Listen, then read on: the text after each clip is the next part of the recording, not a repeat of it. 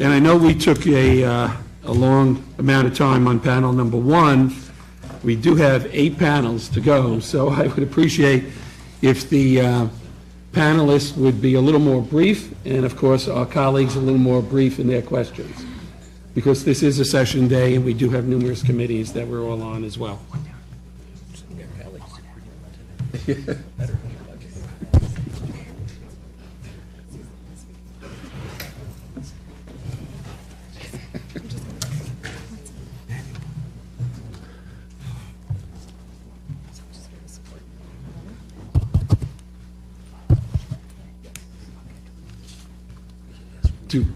I'm just sitting here with her. Okay. Do we have copies of your testimony? Oh, we got it. Okay. Who wants to? This actually is an honor to be sitting here right now amongst the elite.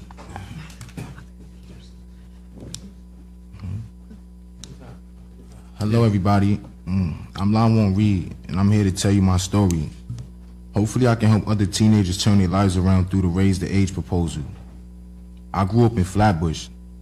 Times were tough. My mother couldn't get back and forth to work. Eventually, she wasn't able to pay the rent, and we were evicted. In Brooklyn, I was already running with a bad crowd, but things got worse when we moved to a shelter in the Bronx. I knew little about the ways of the Bronx. I was only 16 years old. In the Bronx, I made new friends who were even worse than the ones I had before. Started selling drugs. I used the money I made from selling drugs to help my struggling mother put food on the table and pay rent. One day, a guy who ran the block came up to me demanding a cut of my money. I refused and I felt threatened. When he came at me with what I thought was a gun, I picked up a brick and hit him. I received a sentence of 1 to 3 years, and I served all 3. At 16 years old, I was just a boy in Rikers Island. I spent my 17th birthday there. 4 months into my stay at Rikers Island, I was sent up north to Green Correctional Facility to serve my sentences. The place was crazy. I was scared and terrified. I had to always be prepared to fight and defend myself from other prisoners. While I was there, I spent time in the box with the outside world known as solitary confinement. I couldn't do anything productive with my time, such as go to school or do any programs. Even when I tried to take the GED classes, something always happened. Most of the time, the teacher would stop teaching us as a form of punishment. But it was during my time up there that I met another inmate who was also convicted at 16. He was much older at that point, and his sentence was 25 to life. He provided guidance and showed me that there could be a different path for me. I realized how lucky I was that my sentence wasn't as severe. The lesson I learned from meeting him was to love life. I remember the day I left prison, actually. I walked out of the gate and I just fell to the floor. It just felt so good to be free. By chance, I met a girl who told me about opportunities for a better tomorrow, an organization in Brooklyn that is helping me and other young people obtain our high school equivalency diplomas, a full-time job, and assistance with getting into college. I'm now 20, and in February I will be getting my high school equivalency, which is this month. And I will be starting college in the fall. I want to study business and later open a non-profit organization in Chicago that can help disadvantaged youth. I made mistakes when I was 16, but I know it's not too late to create a better life for myself and to help others. I could have lived a different life if I had the proper support and access to resources that I have now. By raising the age, 16s and 17-year-olds will have a chance at redemption. Thank you. Thank you. Who else? My name is Evelyn Ortiz, and I represent Opportunities for a Better Tomorrow, so I'm just here in support of Lywan. Okay.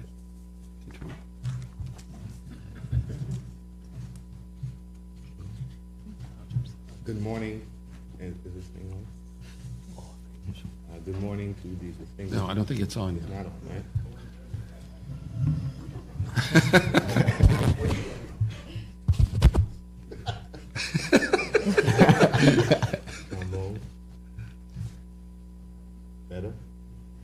it's not on. Use the other. Yeah, it's not on.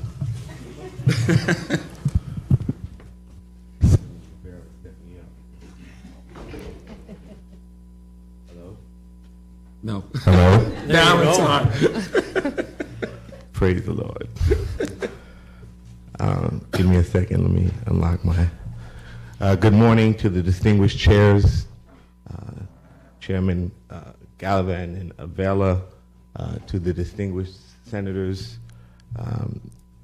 My name is Minister Kirsten John Foy. I'm the Northeast Regional Director for the National Action Network, a nationally renowned civil rights organization with a particular focus on criminal justice reform.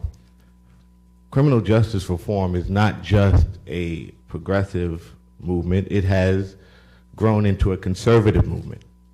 A conservative movement that includes such conservative stars as Senator Rand Paul and Rob Portman, Mike Lee, Governors Nathaniel Neal and John Kasich, Sam Brownback, Governors Perry and Bobby Jindal, Sonny Perdue, and former President George W. Bush all agree that criminal justice reform is necessary and good for our country socially and fiscally.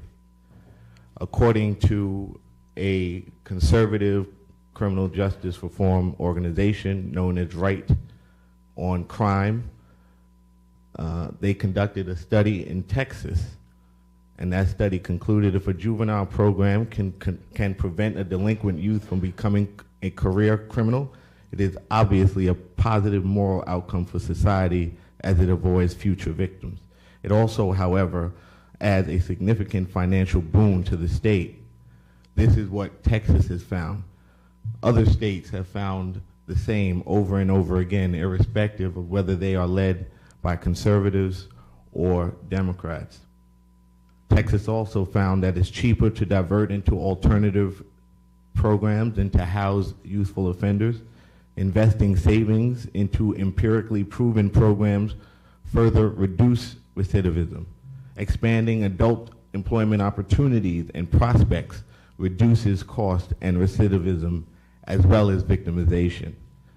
Governor Cuomo's 2014 report, Youth Public Safety and Justice, finds that we could reduce victimization by thousands of incidents over the course of years. The IDC reports entitled Raise the Age Makes Sense is supported by data from states across the nation. The conservative fiscal activist Grover Norquist posits the following. The biggest problem from the perspective of the taxpayer, however, is that mandatory minimum sentencing policies have proven prohibitively expensive. New York is already on a reform trajectory, from reforming juvenile detention centers and moving juveniles closer to home to the reform of the Rockefeller drug laws. We are on the right path. Governor Cuomo's youth pardon program is a justified and necessary, albeit backdoor administrative circumvention of the prerogative and the providence of the legislature because of this morally, politically, socially, and economically destructive public policy. Criminal justice reform and juvenile justice reform is both bipartisan and nonpartisan. And in an era of such toxic politics, criminal justice reform is in a unique position to bring us closer together. New York State is an outlier as it relates to the issue of juveniles being treated as adults. National trends toward juvenile reform do not include raise the age because the nation writ large, both conservative and progressive minded, have turned the page on punishing children as adults. And all but 48 states have turned their backs to such archaic and regressive public policy. Vice President Pence, as Indiana's governor, signed criminal justice reform measures, which also seek to humanize sentencing and adjudication of nonviolent crimes with an eye on the destructive impact on youth. Speaker of the House Paul Ryan and Chairman of the House Judiciary Committee Bob Goodlatte of Virginia are both committed to criminal justice reform on the federal level and will be introducing legislation on sentencing reduction. Civil rights issue of our time, ending the policies of mass incarceration, require the correction of policy that is disproportional, ineffective, and has a disparate impact on communities of color, particularly Black and Latino males and young people in general. The cradle to prison pipeline, the commodification of individuals from communities of color are all major concerns of ours in the civil rights community and should be for all who are good-minded. Finally, we have a moral imperative. Proverbs 22:6 says, "Train up a child in the way he should go, and when he is old, he will not depart from it." Right now, New York State is raising up its most endangered and system-prone children as hardened criminals. Thusly, we should expect that they will recidivate. We have trained them up to be hardened criminals. Finally, Colossians 3:21 says, "Fathers, provoke not your children to anger, lest they be discouraged." When our children lash out, much of their behavior is a cry for attention, a cry to be heard, to be engaged, to be taught, to be claimed, and to be protected. When we respond with harsh and absolute punitive measures, we not only succeed in stirring up greater resentment and greater pain, and thus greater rebellion, we only succeed in further alienating the most at-risk young people. In place of estrangement, let us meet our children's rebellion with engagement and acceptance, not acceptance of their behavior, but of their individual humanity. And finally, criminal justice reform is a civil rights issue of our time. Ending the policies of mass incarceration requires that we all have an eye on justice, that we remove ourselves from our traditional political clothing and take on one of a moral imperative where we seek to repair and restore and not to destroy and to punish. Thank you.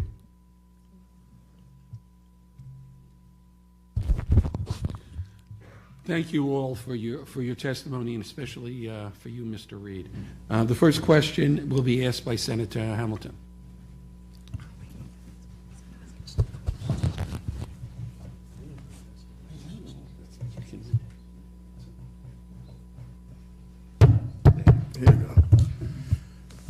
I want to thank you both for coming here today, Minister Kirsten Foy and Lywan Reed and Evelyn also for being here. I met Lywan Reed, and I was just so impressed with this young man. And I said had he had someone to give him the guidance, he probably wouldn't have gone to prison at the age of 16. Basically, his case was a case of self-defense. And we were fortunate to have him speak at our press conference, Senator Vella, in Manhattan. And what was disturbing to me is that we're spending $100,000 a year to incarcerate young men, and it's supposed to be to rehabilitate. But as you mentioned, when the instructor in the prison got upset, he wouldn't teach. He would teach. That'd be like a sign of punishment. Like he wouldn't teach us. They would make us stop going to school. So we stopped going to school. And so basically, you were supposed to be rehabilitated, and the person that rehabilitated you, as far as education, would punish you by not educating you. Yes, sir. Now, when you people think that when people go to prison, like we incarcerate 45,000 young men and women, 16 and 17 in this state every year. That's more than some towns, counties in the state. It's almost, unimaginable that so many young men and women's lives are being destroyed at 16 and 17 by being incarcerated. And when you were incarcerated and you went upstate to Green Correctional Facility, did you feel secure in that facility? Not at all. The place was wild. The inmates were just running amok. They were doing what they wanted to do. It was like the police not even there. So basically, you had to fend for yourself. Yeah. And when you did fend for yourself, what happened then?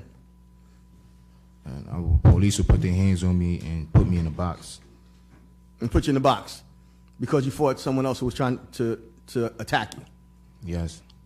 So going through this whole experience, what would you tell this panel? Were you rehabilitated through the process of 3 years? Well, really, I just try to be a better person now. learn from other people's mistakes, because you got dudes that are there, you know, they are on the right track now, but they can't come home. So when we're spending $100,000 a year to incarcerate young men and women. Besides education, did you learn a trade? Did they teach you anything else? I mean, what did they offer you to get a skill set so when you came out you can get a job? Yeah, well, actually, I did, masonry, bricklaying. Right. I got my certificate on that, and another one with electrical trades and fixing ACs and refrigerators. Now, when you come out, you still have a felony conviction. Yes. So when you apply for a job, does that hurt you now that you've been trained in getting a job? Yeah, it's just I've been home, a lot of jobs denied me due to my felony. So you had skills that were given to you when you were incarcerated, but now that you come out, you can't get a job because you have a record. Yes.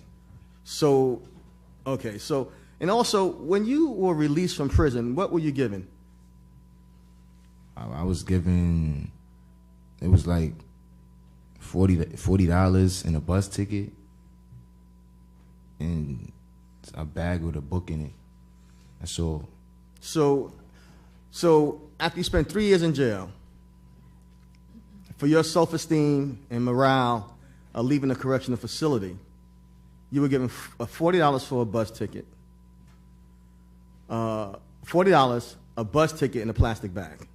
Yes, sir. Were you given a suit to wear when you left? No. Were you given a pair of shoes when you left? No. Did you get counseling on what to do when you got out? No. So basically, you spent 3 years in a facility that we're spending $100,000 a year for. You were given a plastic bag, $40, okay, and a bus ticket. Yes, sir. And then people wonder why we have high recidivism rates. At this present point in time, there are 1,300 laws for people when they get out of prison. 1,300. More of our young people are being reincarcerated, not for committing new crimes, but just for violating parole. Or so I don't get that point. But I'm gonna just say the National Action Network, Minister Foy has been doing a phenomenal job. We go back a long way, and I'm glad we're hearing a voice on how much money we're spending to incarcerate these young men and women. And when they come out, they can't get jobs. Mentally, they're scarred. And we have to find a different way in order to handle the situation with these young men coming out. And that's why, Mr. Reed, when you finish with your program, I said I was going to hire you.